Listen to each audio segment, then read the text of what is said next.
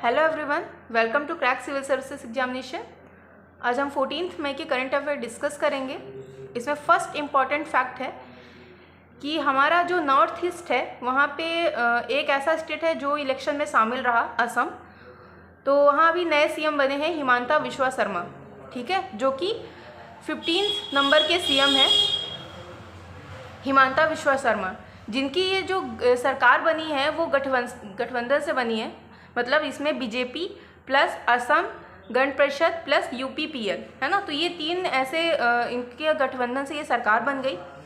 तो जो विश्वा शर्मा थे वो जो यहाँ के असम के पहले जो सीएम थे सर्बानंद सोनोवाल, उनके गवर्नेंस में ये फाइनेंस का काम संभालते रहे, ठीक है। और ये भी हमें पता होना चाहिए कि इम्पॉर्टेंट फैक्ट है कि असम एक पहला स्टेट रहा है जो कि जीएसटी को लागू किया था सबसे पहले, ठीक है।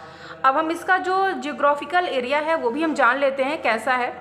तो जो असम है नॉर्थ ईस्ट का एक स्टेट है, ठीक है। तो असम की जो सीमा है वो कहाँ कहाँ से लगती है, इसकी जो बाउंड्री लाइन है वो कहाँ कहाँ से लगती है। तो जो इसका नॉर्थ वाला लेवल है वो अरुणाचल प्रदेश को टच करता है। साइड में जो ईस्ट वाला लेवल है वो नागालैंड और उसी के साइड में मणिपुर है, ठीक है। फिर इधर अगर हम देखते हैं तो एक हमारा जो देश है भूटान, वो भी टच करता है असम का बाउंड्री लाइन। और असम इधर एक मेघालय से हमारा टच ही करता है। तो कम से कम हमें कितना पता होना चाहिए, 1 2 3 4 है ना। और ये हमें 4 ऐसे स्टेट हैं जिससे इसकी सीमा साझा होती है। और ये भूटान क्या है, एक देश है। तो इससे हमारा असम का भी मतलब मिलता है, ठीक है, बाउंड्री लाइन। दूसरा ये इंपॉर्टेंट हो जाता है कि असम में कितनी असेंबली सीट है। तो 126 126 सीट है, जिसमें अभी ये सरकार बन गई है अभी विश्वा शर्मा की। क्लियर। नेक्स्ट इम्पॉर्टेंट फैक्ट है कि आपको पता होगा कि अफगानिस्तान में अभी जो तालिबान है बहुत ही न्यूज़ में रहा है। तो इसने एक जो वहाँ का डैम है, प्रसिद्ध डैम है डैला डैम, ठीक है। तो डैला डैम पे उसने अपना कब्जा कर लिया है। तो हमारे लिए इम्पोर्टेंट ये नहीं हो सकता कि कहाँ कब्जा किया, किसने किया। हमारे लिए जो ज्योग्राफी से इम्पोर्टेंट हो जाता है डैला डैम, है ना। तो ये हमसे पूछ लिया जाएगा किस देश से बिलोंग करता है, भारत का है या किसी अन्य देश का है। तो हमें पता होना चाहिए अफगानिस्तान का है। और अफगानिस्तान में दूसरा बड़ा है। तो इसके साथ साथ और कौन से बड़े डैम हैं, तो 4 डैम है यहाँ पे, नेगलू डैम, दहला डैम, सारदेय डैम एंड कजाकी डैम, ठीक है। तो 4 डैम है। और साथ साथ इसका जो जियोग्राफिकल एरिया है ये हमें पता होना चाहिए। तो हम मैप के थ्रू देख लेते हैं। जो अफगानिस्तान है इसकी जो सीमा जो टच करती है वो किस देशों से करती है, तो तजाकिस्तान, उज्बेकिस्तान, तुर्कमेनिस्तान, ईरान, और जो दक्षिण में किससे करती है, तो पाकिस्तान के साथ। दूसरा, भारत से भी अफगानिस्तान की सीमा लगती है। अगर हम देखते हैं पाक अधिकृत क्षेत्र जो है आपका पीओके, वहाँ से, है ना। तो वो इंडिया का ही है लेकिन वो पाक अधिकृत क्षेत्र है। लेकिन अगर हम काउंट करते हैं तो 106 किलोमीटर की सीमा भारत अफगानिस्तान से शेयर करता है, ठीक है। नेक्स्ट इम्पॉर्टेंट फैक्ट है कि अगर हम किसी एजेंसी की बात करते हैं, जैसे हमारे यूनिट 7 में दिया है, बहुत सारी ऐसी एजेंसी हैं जो हमसे परीक्षा में पूछ सकता है। उसमें फर्स्ट है एक स्पेस सेंटर भी है, इसरो, है ना। तो Indian space research organisation, ISRO आपको पता होगा, जिसका गठन कब हुआ था, 15 अगस्त 1969 में, ठीक। और इसका जो हेड क्वार्टर है वो कहाँ है, बेंगलुरु। तो इसके साथ साथ ये भी पता होना चाहिए कि जो हमारा इसरो है वो सैटेलाइट बनाता है ना, उपग्रह बनाता है। और एक आपने और सुना होगा डीआरडीओ, है ना, कहाँ है, दिल्ली में है वो।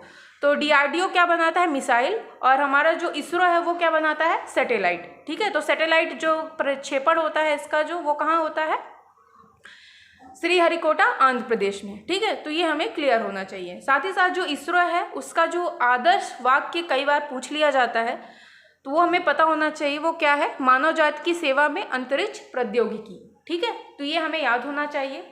और इनके जो अध्यक्ष है वर्तमान में कौन है, के शिवान।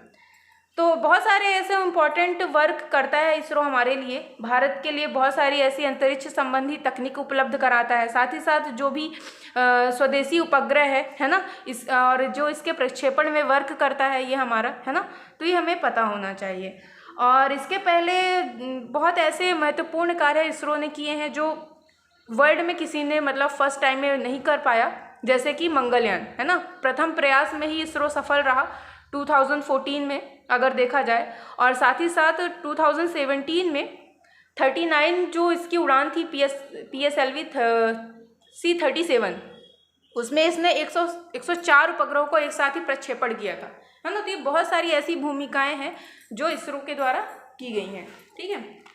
और हाल ही में अगर देखा जाए तो हमारा जो पड़ोसी देश है नेपाल, जहाँ पे अभी प्राइम मिनिस्टर रहे थे KP शर्मा ओली, तो उनका हाल ही में अभी प्राइम मिनिस्टर के लिए इलेक्शन हुआ, लेकिन कारणवश वो जीत नहीं पाए, ठीक है। लेकिन फिर भी अगर हम देखते हैं संविधान, वहाँ का जो नेपाल का संविधान जो 2015 में बना था, तो उसके तहत जो उनके विपक्ष की पार्टियाँ थी वो भी गठबंधन में अपनी मतलब पूरा विश्वास नहीं लेके आ पाई। इसलिए उनके संविधान के आधार पर ये कहा गया है कि जो पूर्व में प्रधानमंत्री रहा वो भी प्रधानमंत्री बन सकता है। हालांकि अभी KP शर्मा ओली को 30 डेज के लिए अपना जो मेजॉरिटी है वो पेश करने के लिए बोला गया है। अब देखते हैं क्या होता है। लेकिन वर्तमान में फिर से देखा जाए तो नेपाल के prime minister KP Sharma Oli ही बन चुके हैं, ठीक है। और वहाँ के प्रेसिडेंट कौन है? विद्या देवी भंडारी, ठीक है। तो नेपाल का जो सीमा है वो हम देख लेते हैं कहाँ कहाँ से टच करता है। तो जो नेपाल है वो उसका जो बाउंड्री लाइन है भारत में कितने राज्यों से टच करता है? तो सिक्किम से करता है, वेस्ट बंगाल से करता है, बिहार से करता है, UP से करता है और उत्तराखंड से करता है, ठीक है। तो ये हमारे ऐसे स्टेट है जो नेपाल के साथ साझा करते हैं। साथ ही साथ ये भी पता होना चाहिए कि नेपाल और भारत के बहुत अच्छे संबंध रहे हैं पुराने, है ना, क्योंकि हमारा यहाँ से कोई पासपोर्ट वगैरह भी नहीं लगता, अच्छे संबंध है ना। कम से कम 80,000 प्लस लोग ऐसे हैं जो इंडिया पे जॉब करते हैं, नेपाली, है ना। और इनके साथ बहुत कोई भी ऐसा एक्स्ट्रा वीज़ा और पासपोर्ट का कुछ ऐसा लगता नहीं है। लेकिन जो KP शर्मा ओली है वो एंटी इंडिया पेश आते हैं, है ना, ये देखा जाता है। तो हमारे लिए जियोग्राफिकल एरिया इम्पॉर्टेंट हो जाता है और हमारा पड़ोसी देश है, इसलिए इसके संविधान कब बना, कौन इसके PM है या प्रेसिडेंट है, ये इम्पॉर्टेंट हो जाता है। क्लियर? आई होप आपको इतने सारे फैक्ट क्लियर होंगे। Okay, thank you for watching this video.